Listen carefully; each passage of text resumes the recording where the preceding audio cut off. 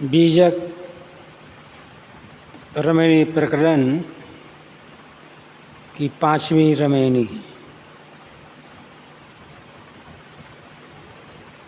कहलों कहों युगन की बाता,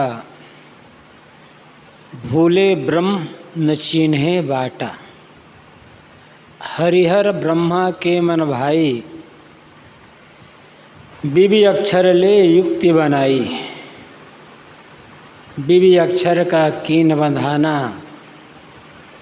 अनहद शब्द ज्योति परमाना। अक्षर पढ़ी गुनी राह चलाई, सनक सनंदन के मन भाई। वेद कितेब कीन विस्तारा, फैल गैल मन अगम अपारा। चहुयुग भक्तन बांधल बाटी, समुझ न परली मोटरी फाटी। भय भय पृथ्वी दोह दिस धावै, अस्थिर होए न औषध पावै। होय बिहिस्त जो चित न डोलावे, खसमहि छाड़ दो जग को धावै। पूरब दिशा हंस गति हुई, है समीप संधि बूझे कोई। भक्ता भक्तिक कीन सिंगारा, बूढ़ी गैल सब मांझल धारा। बिन गुरु ज्ञान दुंद भई, खसम कही मिली बात। युग युग सो कहवैया, काहू न मानी बात।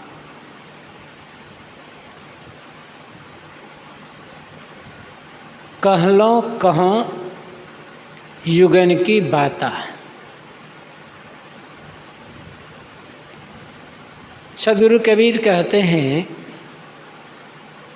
युगानुयुग की बात मैं कहाँ तक कहूँ। पहले से जिस प्रकार से लोग भ्रम और भूल में पड़कर भटक रहे हैं, उनकी मैं कितनी चर्चा करूं।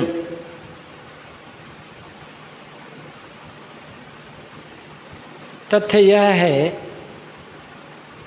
कि भूले ब्रह्म न चिन्हे बाटा। लोग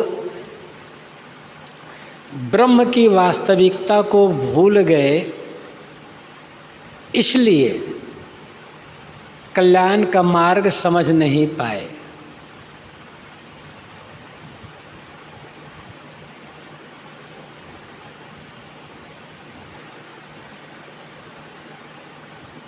बाहरी भौतिक ऐश्वर्यों से संपन्न होने के बाद भी आदमी का मन अतृप्त रह जाता है, और उस अतृप्त की पूर्ति के लिए आदमी धर्म के क्षेत्र में, अध्यात्म क्षेत्र में आता है। किंतु यहाँ आने के बाद भी अधिकतम लोग भटक जाते हैं। साहब कहते हैं कि आज की ही बात नहीं, पहले के लोग भी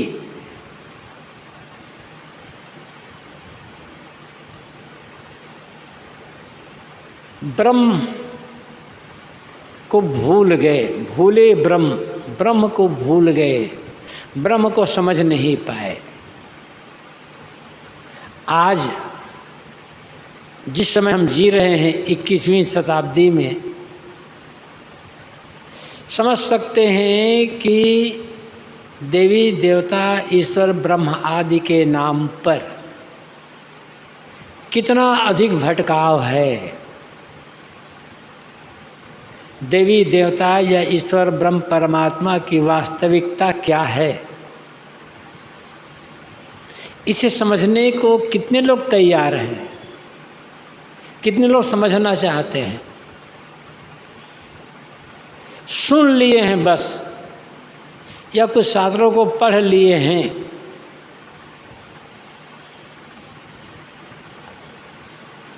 उन पर विचार करने को तैयार नहीं है। और जब ब्रह्म को ही भूल गए, ब्रह्म की वास्तविकता समझ नहीं पाए, तो कल्याण का मार्ग समझेंगे कैसे? कल्याण का मार्ग समझ में कैसे, परखने में कैसे आएगा? भूले ब्रह्म, इसको दो ढंग से समझना होगा। अंत में दोनों की वास्तविकता एक जैसी होगी।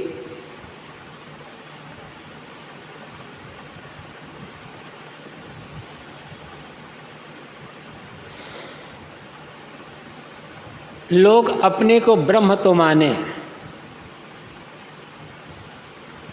किंतु मैं ब्रह्म हूँ, अहम ब्रह्मास्मि, ये कहा तो गया, और जो कहा गया एक तथ्य की बात कही गई। मैं ब्रह्म हूँ, अहम ब्रह्मास्मि, मैं ब्रह्म हूँ। ब्रह्म श्रेष्ठ, महान, बड़ा। तो ठीक है, ये तो है।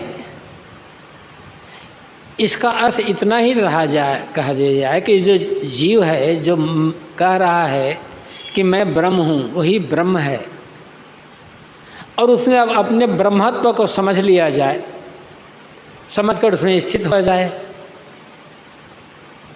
तो एक तथ्य की बात है ये। लेकिन लोग इतने में रुके नहीं, अहम ब्रह्मास्मि, मैं ब्रह्म हूँ, इतने में रुके नहीं। कहने लग गए ये पूरा संसार मेरा ही स्वरूप है, मैं ही हूँ। ये संसार दिखाई पड़ रहा है, यह मुझसे अलग नहीं है। जैसे पानी और पानी में उठने वाली तरंग अलग अलग नहीं है, जैसे सोना और सोने के बने हुए आभूषण अलग अलग नहीं है, मूल रूप में एक ही है। उसी प्रकार वैसे ही मैं और ये संसार अलग अलग नहीं है, दोनों एक ही है। जीव और जगत की अभिन्नता, जड़ और चेतन की अभिन्नता को ब्रह्म माना गया। कि ब्रह्म क्या है? जड़ चेतन का अभिन्न स्वरूप है। बस यहाँ पर साहब कहते हैं ब्रह्म की वास्तविकता को लोग भूल गए, समझ नहीं पाए ब्रह्म को।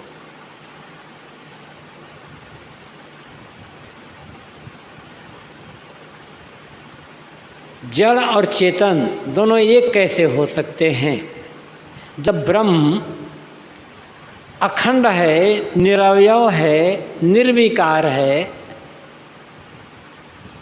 चैतन्य है, तब निरवयव ब्रह्म से ये सावयव जगत कैसे बना? अखंड ब्रह्म से, निर्विकार ब्रह्म से ये विकारी जगत कैसे पैदा हुआ?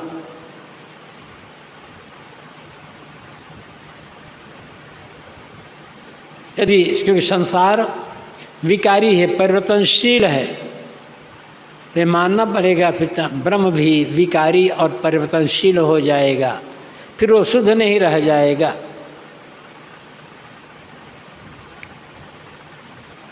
और यदि संसार मेरा ही स्वरूप है,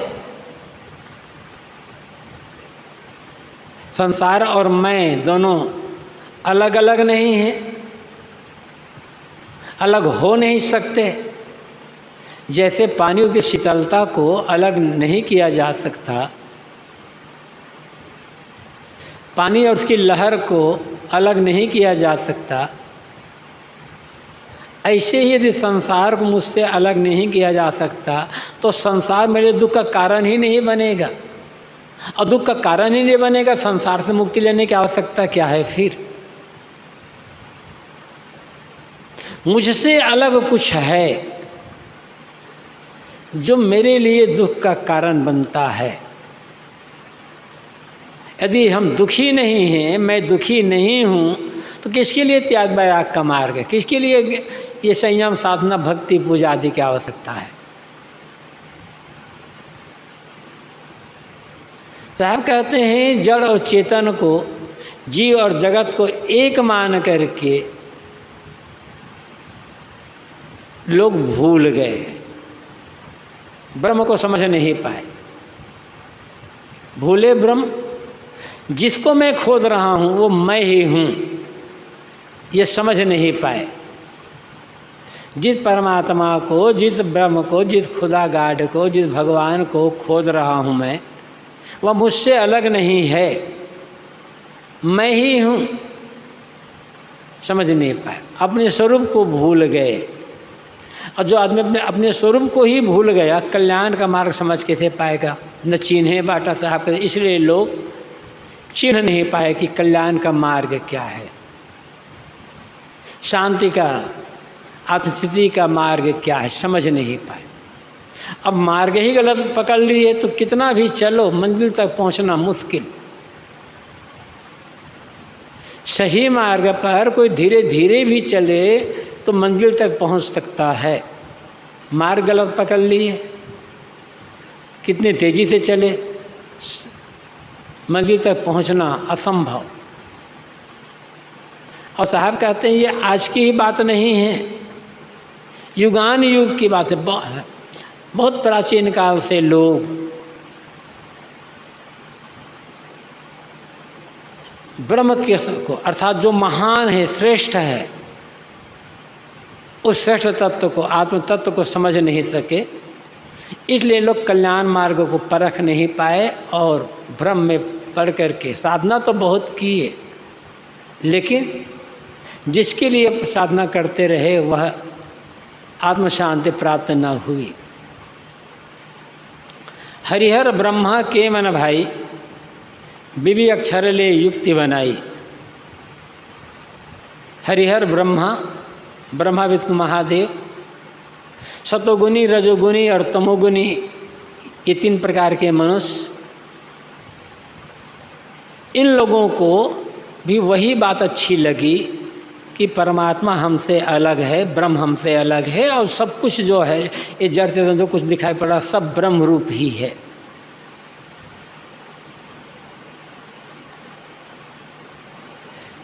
हमसे अलग कुछ है ही नहीं। कहने में बात बड़ी सुंदर लगती है, लेकिन तथ्य तो है नहीं। इसलिए चाहे ब्रह्मा विष्णु महेश कहो, चाहे त्रिगुणी मनुष्य कहो, उनको ही जड़ चेतन का भिन्नता रूपी ब्रह्म ज्ञान की बात बड़ी अच्छी लगी। उनके मन में ही लगा कि हाँ यही सही ज्ञान है। और फिर बीवी अक्षर ले युक्ति बनाई। बीवी अक्षर, दो अक्षर, ओम, सोहम, ओहम है या राम।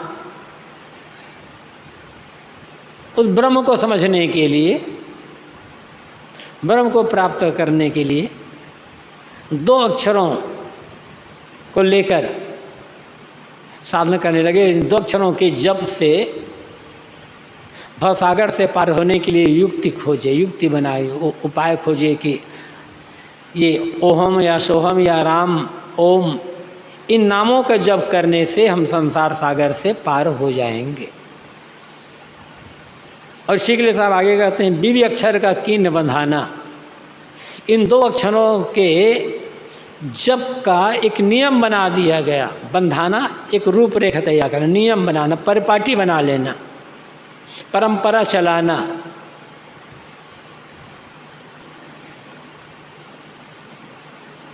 किसी नाम के जप करने से, कि कोई भी नाम हो जो पवित्र नाम जिसको माना गया, जिसके प्रति श्रद्धा भावना होती है, बार बार उस नाम को जपने से मन में एकाग्रता आती है, सात्विक भावना आती है, बहिर्मुखता घटती है। गलत गलत जो विचार मन में आते रहते हैं, ये सारे विचार खत्म होने लग जाते हैं। तो ये नाम जप का अच्छा फल है ये, क्योंकि मनुष्य का मन स्थिर नहीं रहता, अनावश्यक बातें सोचता रहता है। जितना अनावश्यक बातें सोचता है उतना मन चंचल होता है, तनावग्रस्त होता है, अशांत होता है। उनसे बचने के लिए कोई एक नाम जप रहा है आदमी। बेकार बातें, नकारात्मक बातें, विकारी बातें मन में नहीं आ रही है, एकाग्र है, संयत है, तो शांति मिलती है, प्रसन्नता आती ही है। लेकिन इतने मात्र से दुखों से पूरा छुटकारा मिल जाएगा, यह मानना एक भावुकता है। लेकिन भक्ति के क्षेत्र में ये दो नाम या अन्य किसी नाम के मान लिया गया कि यही प्रमाणिक है, इसी का विधान कर दिया। अब लोग जप रहे हैं बिल्कुल बैठ कर के, रात रात भर अखंड नाम जप की धुन लगा रहे हैं, वो परंपरा आज भी चल रही है। इससे जो लोग आगे बढ़े, कुछ लोगों को इसमें संतोष नहीं होता कि नाम जप मात्र से हमें कैसे कल्याण होगा, संतोष नहीं होता थोड़ा सा, वो आगे बढ़ते हैं तो ध्यान साधना के क्षेत्र में लगे। वो लोग बैठ कर के नाम जप रहे थे तो कुछ लोग अलग बैठ कर के ध्यान साधना का काम करने लगे, वो भी अच्छी बात है। लेकिन वहाँ भी बीच में रुके, अनहद शब्द ज्योति परमाना, जब इंद्रियों को समेट कर मन को अंतर्मुख कर लिया गया तो अंदर से आवाज़ आने लगी, तत् नसाड़ियों की झनकार। उसे कहा गया कि ये अनाहत नाद है, और ये जो नाद सुनाई पड़ रहा है ये ब्रह्म का ही स्वरूप है, ये ब्रह्मनाद है। उसको नाद ब्रह्म भी कहते हैं। बस यही परमात्मा है, बस इसको सुनते रहो, परमात्मा की प्राप्ति मिले हो जाएगी। इसको प्रमाणिक ज्ञान मान लिया गया कि अनाथ नाथ सुन श्रवण करना ही कल्याण का, मुक्ति का, ब्रह्म प्राप्ति का एक मार्ग मात्र है।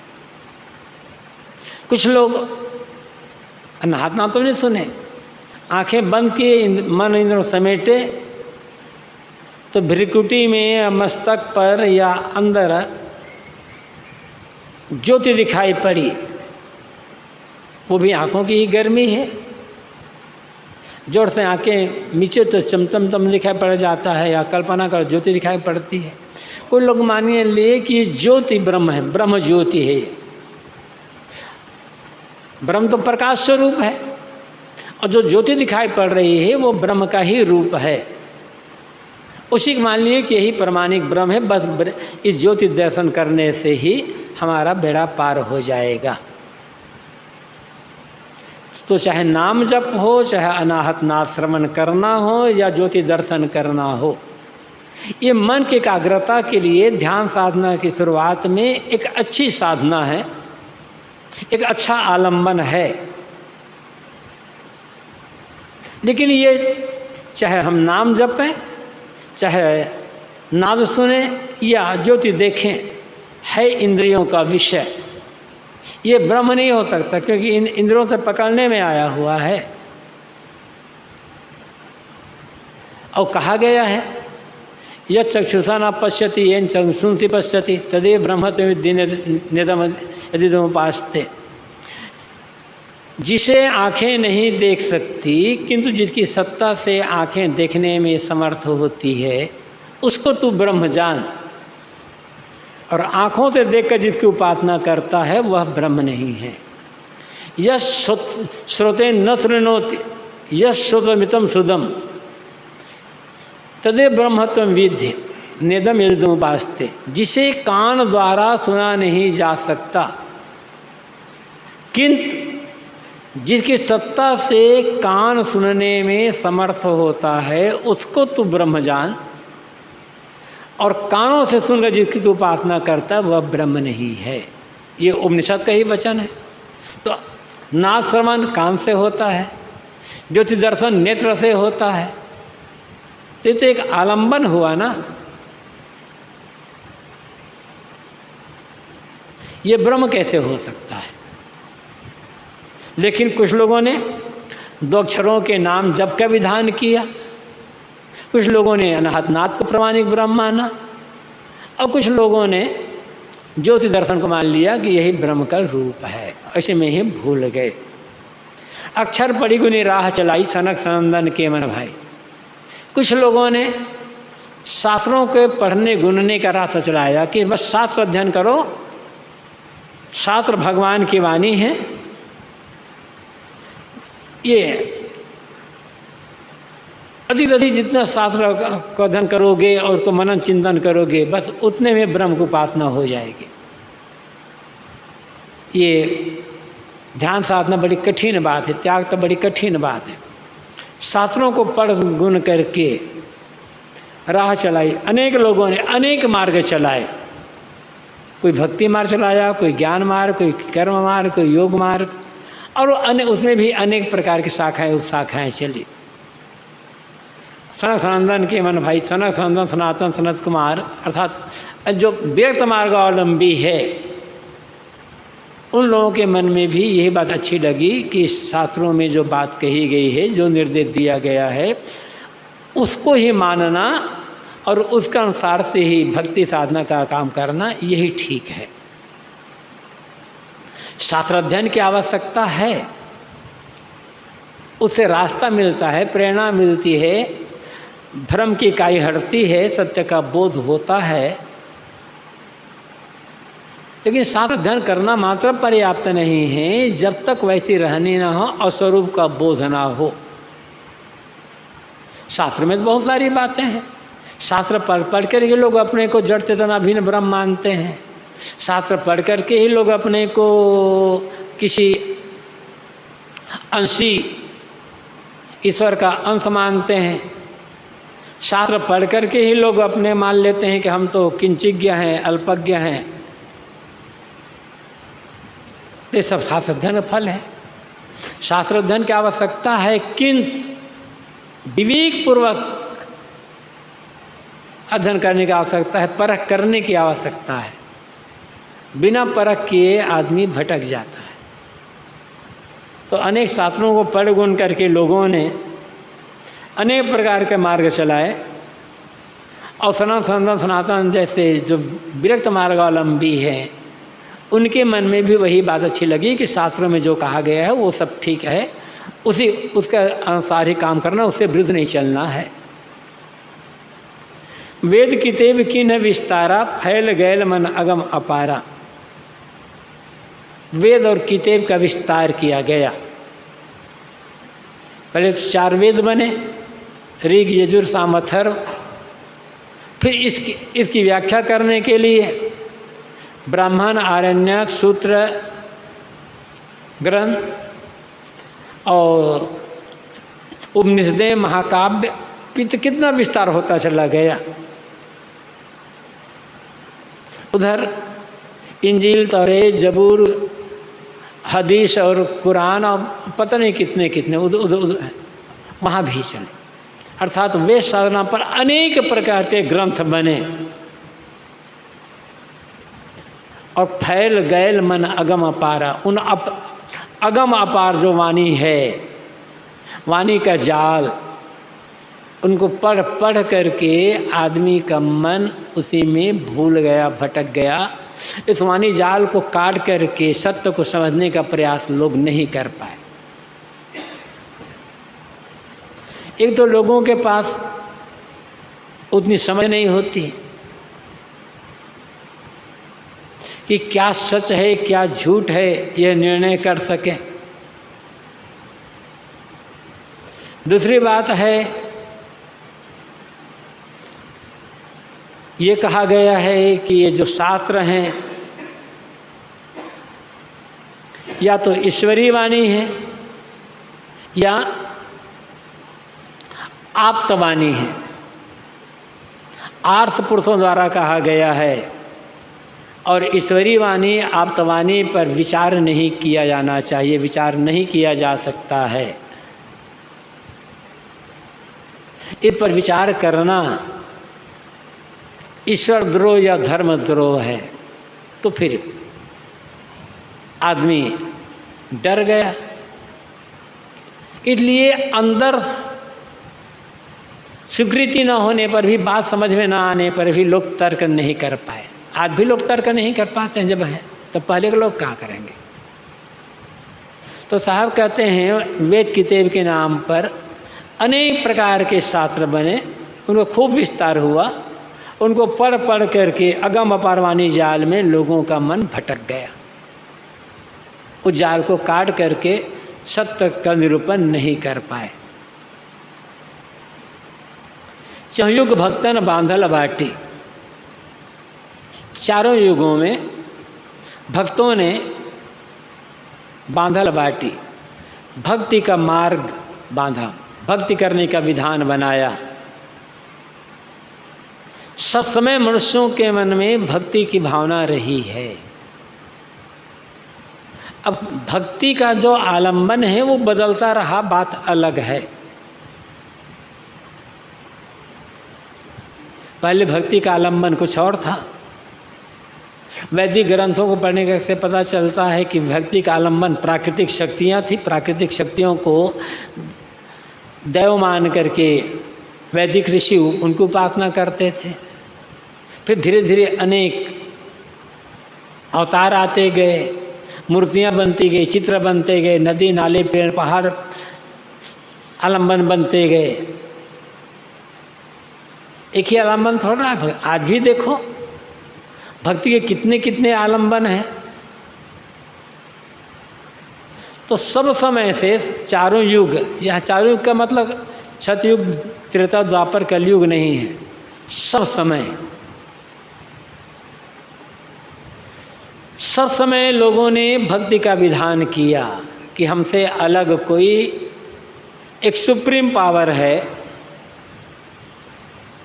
जो इस पूरी दुनिया अनंत ब्रह्मांड का संचालक है और वही हमारा सूत्रधार है। उसकी इच्छा से ही सब कुछ हो रहा है। उसको खुद करना चाहिए। जब तक वह खुश नहीं होगा और अपनी कृपा नहीं करेगा तब तक हम दुख से मुक्त नहीं हो सकते। और जब खुश हो जाएगा तब हम मनचाहा वरदान उनसे मांग सकते हैं और बड़े आराम वैभव के साथ जीवन जी सकते हैं। इसलिए लोगों ने भक्ति का विधान किया। भक्ति करना गलत नहीं है, भक्ति की आवश्यकता है, सबको है। लेकिन भक्ति क्या है ये समझने की आवश्यकता है। लोग भक्ति की वास्तविकता समझ नहीं पाए। इसलिए हुआ क्या, समझी न परली मोटरी फाटी। ये जो लोगों ने भक्ति तो की अलग कोई सुप्रीम सत्ता मानकर, उसको खुश करने के लिए बड़े बड़े कर्मकांड किए, पूजा पाठ के विधान बनाए, किंतु ये समझ नहीं पाए ये जो हम भक्ति कर रहे हैं ये है तो हमारे ऊपर एक बोझा लद गया है, भ्रम का बोझा। समझिन परली मोटरी फाटी, हमारे ऊपर तो एक बंधन की मोटरी ला गई, भ्रम की मोटरी लद गई। और ये भक्ति ही आदमी के लिए बोझा बन गई। क्यों बोझा बन गई? इसलिए जिसकी भक्ति लोग कर रहे हैं उसकी सत्ता ही नहीं है। मन से मान्यता, वो मन की मान्यता है जिसकी भक्ति कर रहे हैं। भक्ति है, पहली भक्ति है अपने उद्देश्य के लिए समर्पण। फिर उद्देश्य की पूर्ति में जो मार्गदर्शन करने वाले हैं, जो प्रेरणा देने वाले हैं, सहायक हैं, उन संत गुरुजनों के लिए या अन्य जो भी मार्गदर्शक है उनके लिए समर्पण, उनके आज्ञा का अनुसरण करना, उनकी सेवा करना और अंततो गत्वा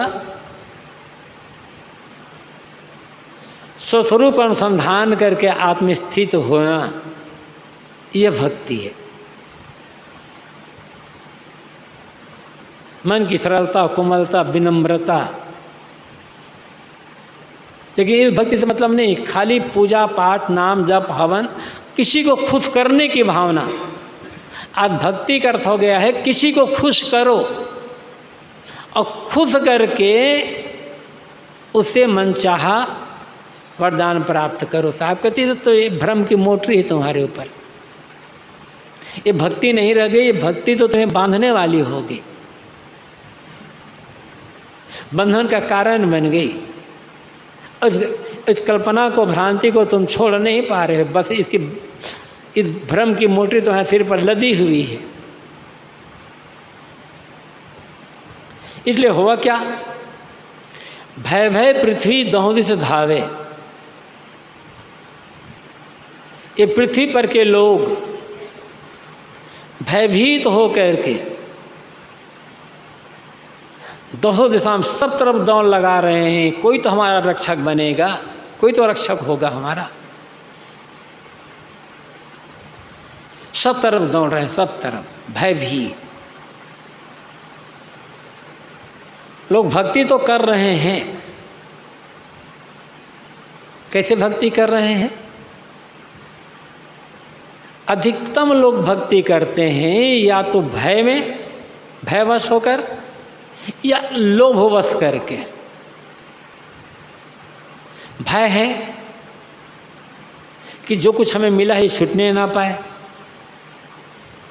हमारे जीवन में दुख ना आने पाए, परिवार में किसी को रोग व्याधि ना होने पाए, परिवार में किसी की मौत ना हो। ऐसी चीज़ें हो रही है, परिवार में मौत भी होती है, किसी रोग व्याधि भी लगती है, मिली हुई चीज़ें घटती है, जीवन में दुख भी आता है। भगवान नाराज हो जाएगा, भगवान नाराज ना होने पाए, नाराज होकर हमारी चीज़ों को छीनने ना पाए, बिगाड़ने ना पाए, ये भय है। और लोभ क्या है? और मिले और मिले और मिले। और जहाँ लोभ और भय है वहाँ भक्ति नहीं है। और लोग भक्ति कर रहे हैं सिर्फ डर करके कि भक्ति नहीं करेंगे तो देवता भगवान नाराज हो जाएंगे। लोग रास्ते जा रहे हैं, मंदिर पड़ा, ध्यान नहीं दिए, मंदिर पार कर गए, ख्याल हुआ अरे मंदिर तो निकल गया, पीछे लौट कर आएंगे, हाथ धो लेंगे तब जाएंगे, पता नहीं अभी हम प्रणाम नहीं किया, आगे चले जाएंगे तो क्या होगा, भगवान नाराज नहीं हो जाएगा। इतना भय है लोगों के मन में। और जो इतनी सी बात से नाराज हो जाए, कोई हमें प्रणाम न करे और नाराज हो जाए, तो वो भगवान कैसे हो सकता है? इतनी छोटी सी बात के लिए नाराज हो जाएगा, वो भगवान हो सकता है भला? लेकिन समझ कहाँ आ रही है बात लोगों को? कितना डर समाया है, देवता नाराज न हो जाए, भगवान नाराज ना हो जाए। इतना तो एक आदमी नाराज नहीं होता, इतना नीचे गिरा डाला भगवान को लोगों ने। तो भय भय पृथ्वी दौंदे साहब कहते हैं वे पृथ्वी पर के लोग भयभीत हो गए कि भगवान नाराज न हो जाए, देवता नाराज न हो जाए, रुष्ट न हो जाए, क्रोध न करने पाए। तो भगवान खुद करने के लिए सब तरफ दौड़ लगा रहे हैं। इस देवता से वो देवता, वो देवता से वो देवता, इस मंदिर से वो मंदिर। मंदिरों में जाना, भटक करना गलत नहीं है, लेकिन जहाँ भय है वहाँ भक्ति नहीं है। भक्ति तो मन की विशुद्ध भावना है, जहाँ कुछ पाने की इच्छा ना हो, तब भक्ति होगी। पाने की इच्छा है तो व्यापार है। तो लोग भयभीत होकर सब तरफ दौड़ रहे हैं, लेकिन हुआ क्या? अस्थिर होए ना औषध पावे। स्थिर होकर नहीं होते, ठहरते नहीं हैं, ठहर करके विचार करने को तैयार नहीं होते। इसलिए औसत सही ज्ञान, सही बोध इन्हें मिल नहीं पाता है। तो स्थिर हो जाएगा, स्थिर होकर के, शांत होकर के गहराई से चिंतन करेगा, विचार मंथन करेगा,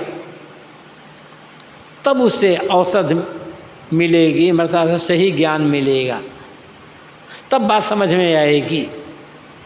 डरा हुआ व्यक्ति को बात समझ में नहीं आएगी,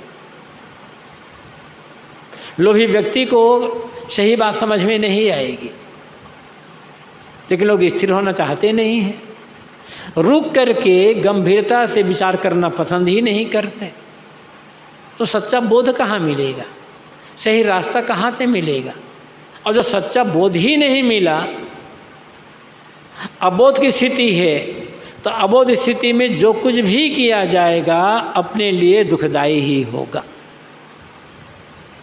और बोध की स्थिति में जब हम कुछ काम करेंगे तो जो कुछ भी होगा, छोटा बड़ा काम, अपने लिए, दूसरों के लिए वह काम मंगलकारी ही होगा। लेकिन लोगों को ये सच्चा बोध, आत्मबोध, सही ज्ञान नहीं मिल पा रहा है, क्योंकि वो ठहरना जानते नहीं, विचार करना जानते, स्थिर होना जानते ही नहीं। हो ये विहिष्ट जो चित्त न डोलावे। साहब कहते हैं यदि लोग स्थिर होना सीख जाएं, स्थिर हो जाए, मन को दौड़ाए ना, मन को भटकाए ना, मन को एकाग्र अंतर्मुख कर ले, तो आज इसी क्षण उसे स्वर्ग मिल सकता है, मुक्ति मिल सकती है।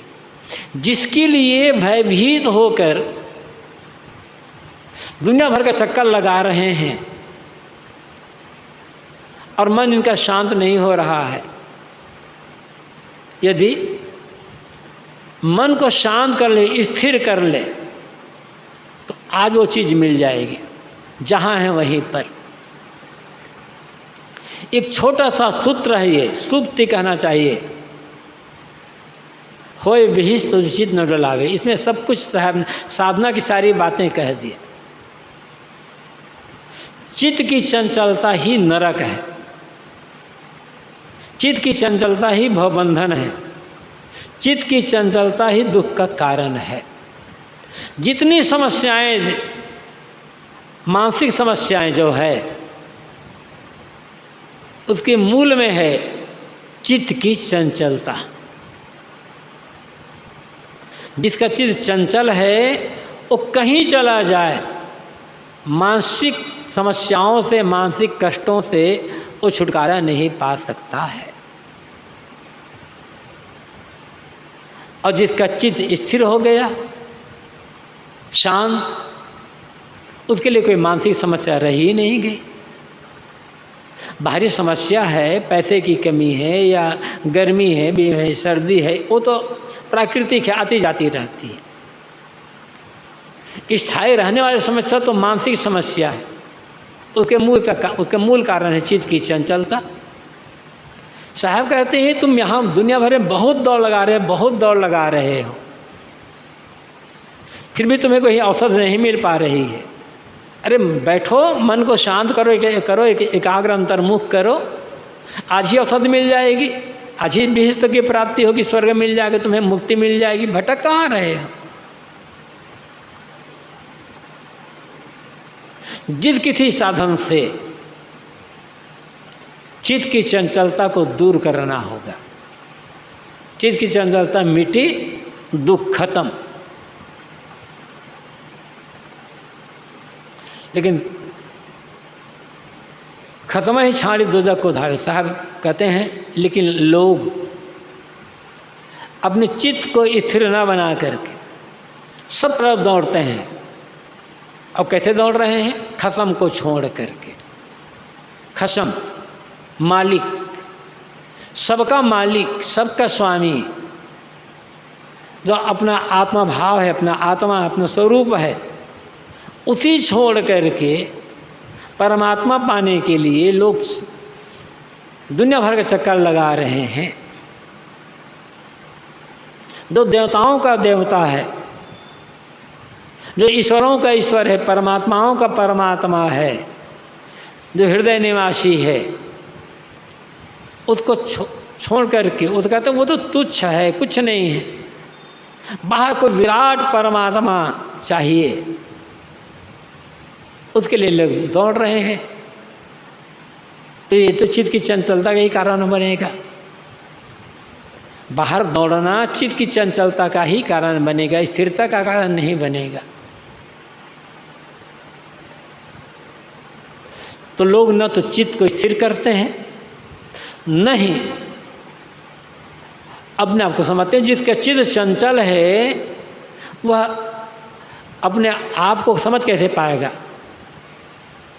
आत्मबोध उसी को होगा जिसका चित्त स्थिर होगा। अस्थिर चित्त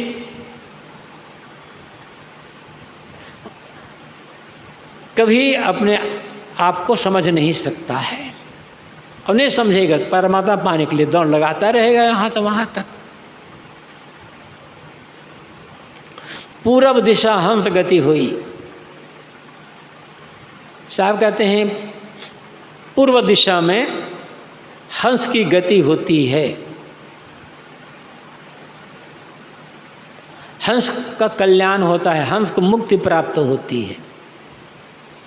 गति, गति का अर्थ चाल है, गति का अर्थ पहुँच है,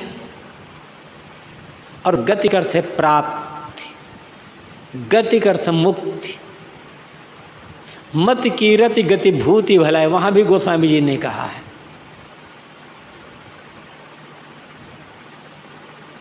हंस की गति, हंस को मंजिल कहाँ मिलेगी, हंस को मुक्ति कहाँ मिलेगी? पूर्व दिशा में। लेकिन ये पूर्व दिशा है क्या? जिधर सूरज उगता है उसे पूर्व दिशा कहा जाता है। लेकिन पूर्व दिशा तो एक सापेक्ष है, तो कहाँ तक जाएं? क्षितिज तक जब पहुँच जाएं, जहाँ से सूरज उग रहा वहाँ तक, वो तो कोई जगह ही नहीं है। चलते जाओ चलते जाओ चलते जाओ, दिशा का अंत नहीं होगा कभी। तब फिर पूर्व दिशा का अर्थ क्या होगा?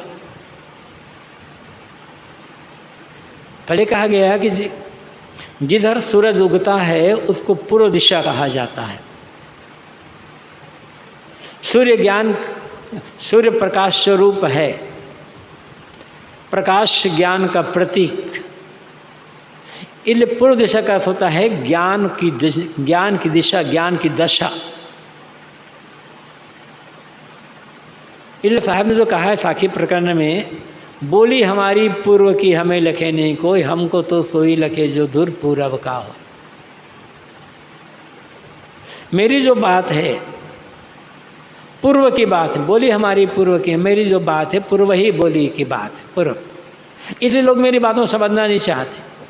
मुझे तो वही समझेगा जो पूर्व दिशा का रहने वाला होगा। इस साखी का बहुत ही स्थूल अर्थ है और अभिधा अर्थ है। साहब अभिधा में अपनी बात नहीं कहते, प्राय लक्षणा व्यंजना में अपनी बात कहते हैं। वहाँ भी पूर्व दिशा का अर्थ है। साहब कहते हैं मेरी जो बात है ज्ञान की बात है, ये किस्सा कहानी की बात नहीं है, बच्चों को बहलाने वाली बात नहीं है, महिमा मंडन करने वाली बात नहीं है, तथ्य की बात है, सत्य का निरूपण करने वाली बात है। इसलिए भावुक किस्म के लोग हैं जो हाथ पैर वाले परमात्मा का दर्शन करना चाहते हैं, जिसके कोमल कोमल हाथ पैर वाले, जिसके आँख नाक कान हाथ पैर सबको कमल की उपमा दी गई है, ऐसे भगवान के जो दर्शन करना चाहते हैं और सस्ते में मुक्ति पाना चाहते हैं, सस्ते में भगवान के धाम में जा कर के वहाँ हर पासु भोगना चाहते हैं, ऐसे लोग मेरी बात समझ नहीं पाएंगे। मेरी बात को तो वही समझेगा जो निश्चय पूर्वक सारी महिमा अतिशयोक्ति के जाल को काट कर जो विवेकी होगा, तथान्वेषी सत्यान्वेषी होगा, वही मेरी बात को समझ पाएगा। निष्पक्ष जो होगा वह। तो यहाँ भी तो आप कहते हैं पूर्व दिशा, मतलब ज्ञान की दिशा। और ज्ञान क्या है? जो तर्क की कसौटी पर खरा उतरे, एक जैसा जो है। साहब कहते हैं हंस, हंस शब्द का प्रयोग साहब ने बहुत ज़्यादा किया है। हंस विवेकी के लिए कि जो विवेकी मनुष्य है, जो निरक्षर विवेकी है, आत्म अनात्म का विवेक करने वाला है, जो निष्पक्ष हो करके ज्ञान ग्रहण करने वाला है, उसके लिए साहब हंस शब्द का प्रयोग करते हैं। वैसे तो हंस शब्द का प्रयोग साहब मनुष्य मात्र के लिए करते हैं, क्योंकि मनुष्य मात्र में विवेक का बीज है, विवेक की भूमिका है। और हंस शब्द का प्रयोग आदमी सदगुरु कबीर जीव के लिए भी करते हैं।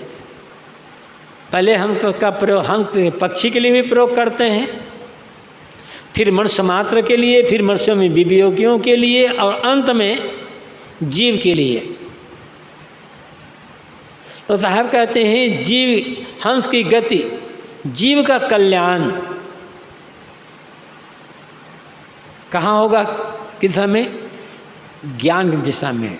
ज्ञान पूर्वक जो जीवन व्यतीत करेगा, ज्ञान पूर्वक काम करेगा, ज्ञान पूर्वक साधना करेगा, उसको कल्याण हो की प्राप्ति होगी। भावुकता वाले को कल्याण प्राप्ति नहीं होगी। पहले अपने को जानना है। ज्ञान क्या है? बहुत अधिक जान लेना, तमाम शास्त्रों को पढ़ करके रट करके उसका व्याख्यान कर लेना, उसकी टीका व्याख्या करना, ये ज्ञान नहीं, विद्वता है। विद्वता की भी आवश्यकता है, विद्वता बेकार नहीं है।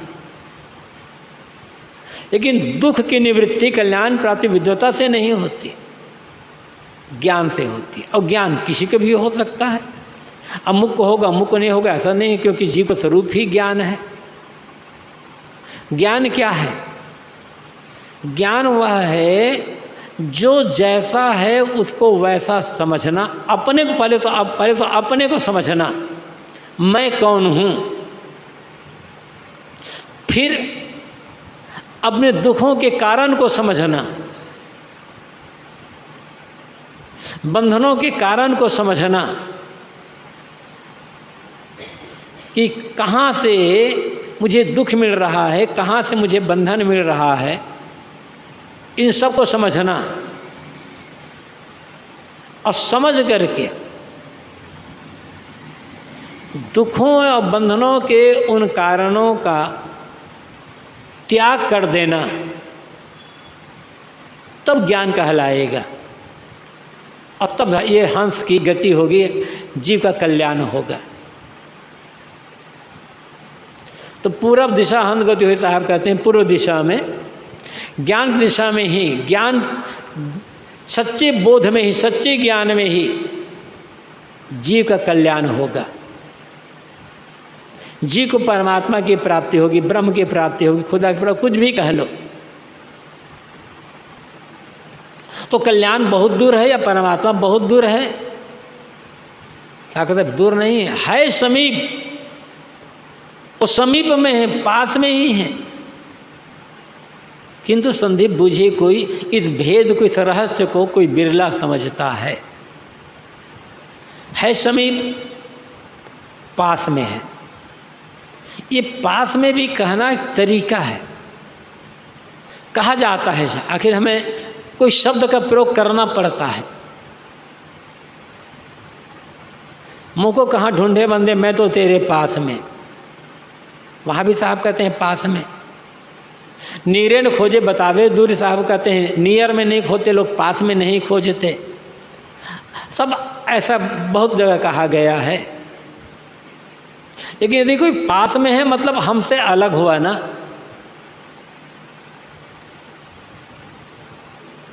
पास में मतलब हम अलग और वो चीज़ अलग।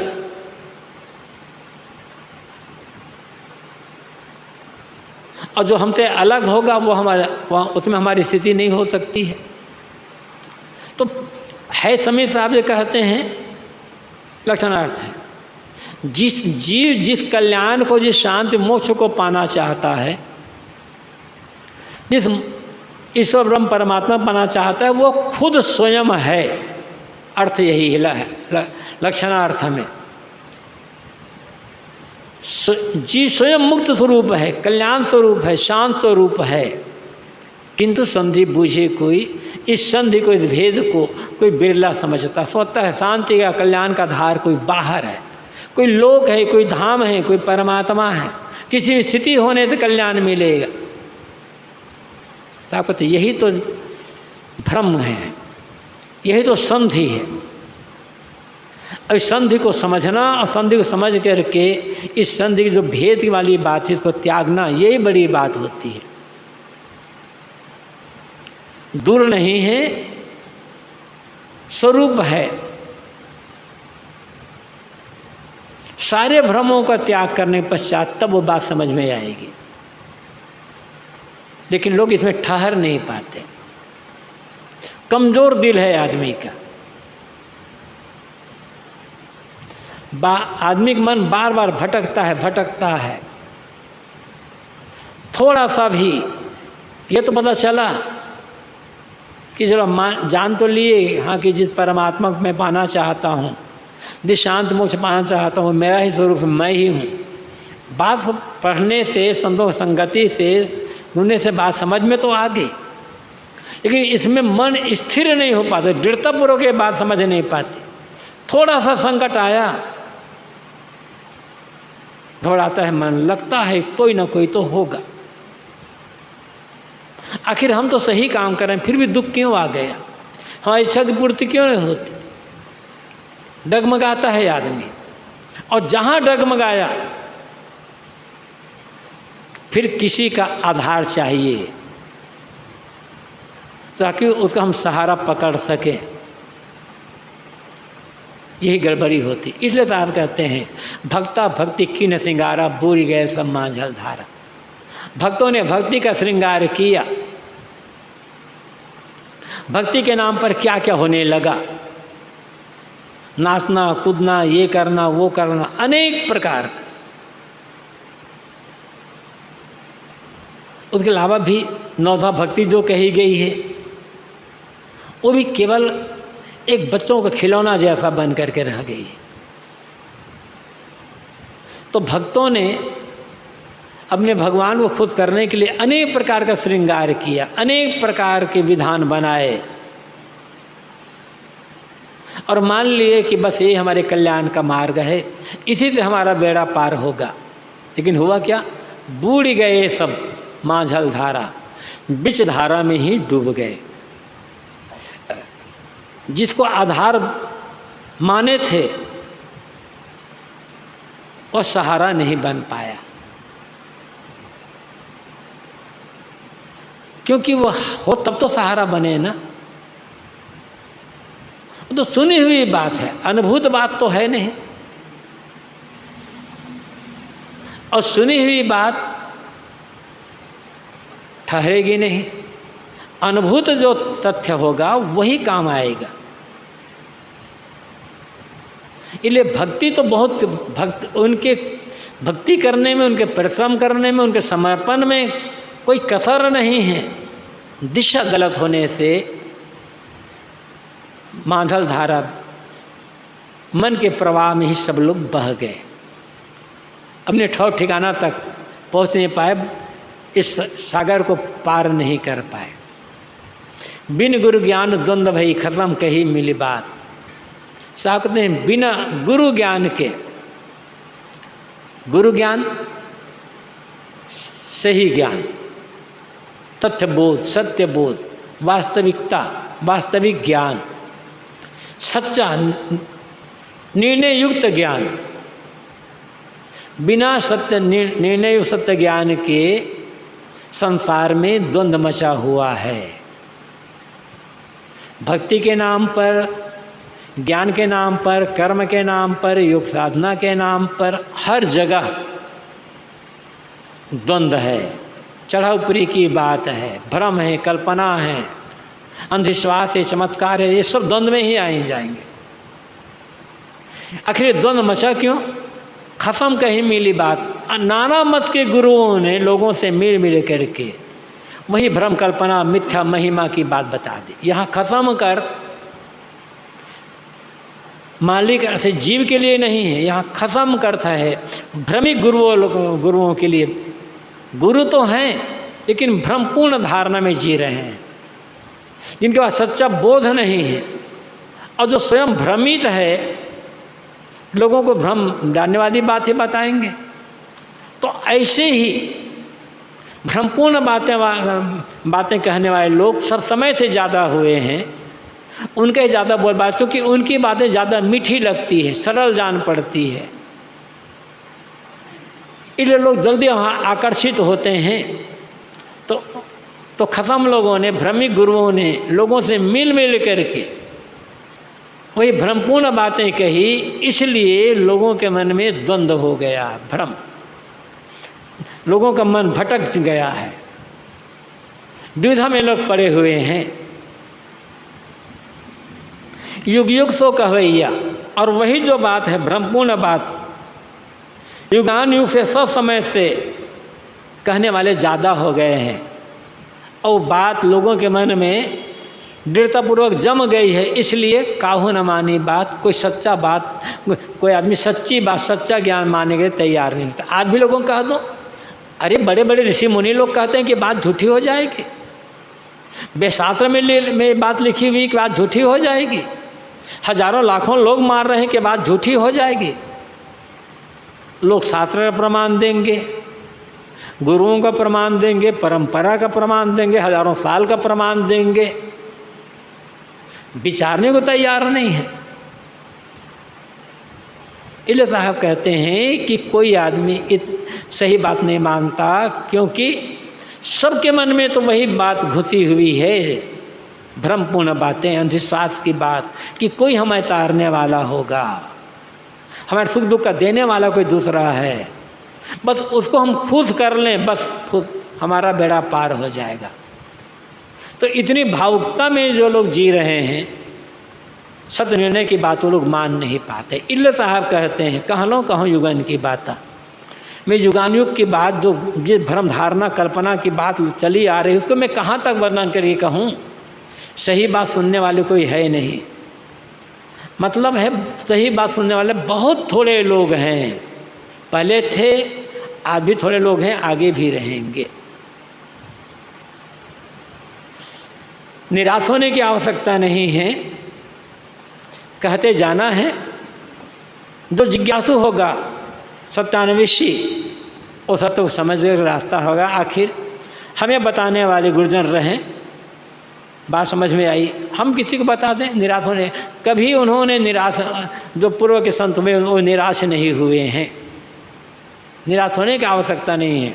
सबसे पहले हमें सत्य को समझना है, और समझने बाद से काम नहीं बनेगा, सत्य को जीने का प्रयास करना होगा, उसको जीना ही होगा। उसके बिना काम नहीं होगा, जीना ही होगा। बात जीना होगा नहीं, जीना ही होगा, चाहे आज चाहे हजार जन्म के बाद। विघ्न बाधाएं वही रहेंगी, प्रलोभन वही रहेंगे, भटकाने वाले वही रहेंगे, समस्याएं वही रहेगी। लेकिन दुख से मुक्त होना है तो सच्ची भक्ति को, सच्चे ज्ञान को समझ करके उसी रास्ते पर चलना होगा, तभी हम दुख मुक्त हो सकते हैं।